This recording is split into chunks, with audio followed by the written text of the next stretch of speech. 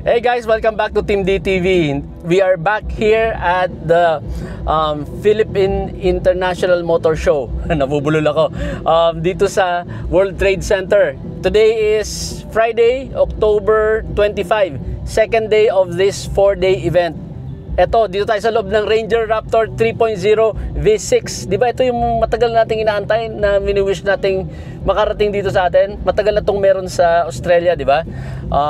So everyone, the car enthusiasts, yung mga mahilig sa trucks, matagal na nilang mini-wish na makarating din dito. Pero medyo di ko lang sure, gas pala to.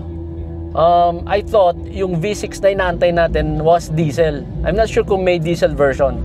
So anyway, meron tayong brochure dito. Let's just do this quick kasi maraming tumitingin. Ayaw nating makaabala dito. So anyway, quickly, pakita ko lang presyo. I-compare natin dun sa Ranger 2.0, Ranger Raptor 2.0 yung diesel. Etong V6 na gas engine, ang presyo nito is 2.739, 2,739,000 pesos. Kumpara dun sa the diesel 2.0 Ranger Raptor is 2.345, 2,345,000. So mga 400, almost 400,000 pesos ang difference. Sulit ba? So okay, let's take a quick look. Ano ba yung highlights niya? So 3.0 V6 twin turbo EcoBoost engine can produce 397 PS. Yun ang maximum power niya.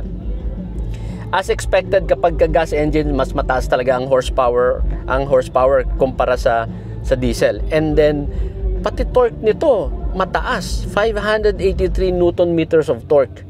Malupit. Yung 2.0 na diesel, if I remember it correctly, 500 Newton meters lang yon. Okay?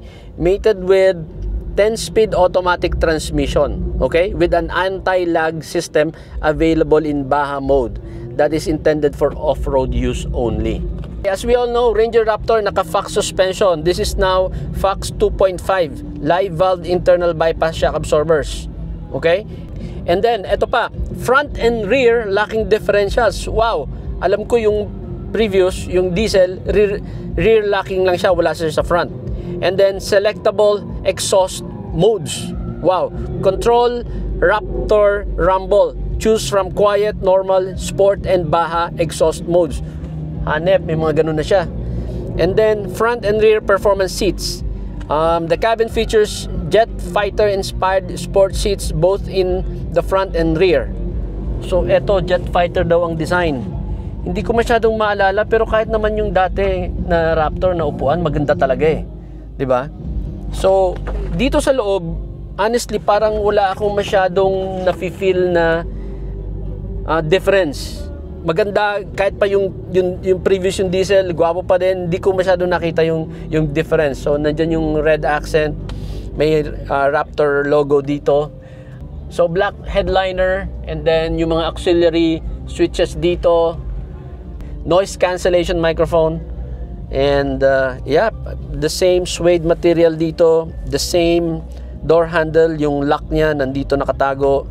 The same nice material, very premium and sporty interior, all black with the red stitching, red accent. Still yung napakagandang interior ng Raptor na maintain, they're all the same. So nakausap ko yung agent sa labas. Ang main difference daw nito, well, number one, yun na nga yung gas engine.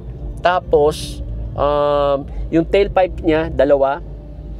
Pag tinignan mo siya sa likod, kung nakasunod ka, hindi mo basta-basta malalaman na ito yung 3.0 V6 gas. Kasi walang nakasulat eh. Nakalagay lang Raptor. Pero ang makikita mo, kapag ka nakita mong dalawang tailpipes ang nasa likod, yon yung V6 yon. Okay? So yun lang so far, yun lang ang identifying or yun lang ang distinguishing mark niya. Yung twin tailpipe sa likod.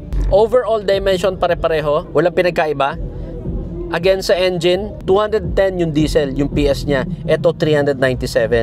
Ang laki ng diferensya. Yung Newton meter, again, sinabi ko na kanina, 500 yung diesel. Ito is 583. My God, ang laki ng difference. Transmission, pareho, 4x4, 10 speed. Chassis and suspension, double wishbone pareho. Rear suspension, the same. Disc brakes, the same. Front and rear ventilated. Steering, rack and pinion, EPS. Wheels and tires, pareho, size 17. Headlight, DRL, taillight, fog lamps, zone lighting, all the same. Walang pinagkaiba, yun na nga, except yung twin exhaust. Okay? Interior and convenience, ayun, may pinagkaiba. Pagdating sa speakers, etong V6, Bang & Olufsen, sorry, nabulol ako, sound system. Okay? Yung 2.0 na bi-turbo diesel, naka 6 speakers lang siya, hindi naka-specify ko anong brand. So ito, mas high-end ang speaker system nito. Yes, may Ford Pass din siya. So ayun. So yung additional 400,000 mukhang sulit so far, no? Sa engine with all those bigger power figures. Mukhang sulit. Tapos yun nga, yung entertainment mo, yung speakers mo dito mas maganda ang quality. So what do you think, guys?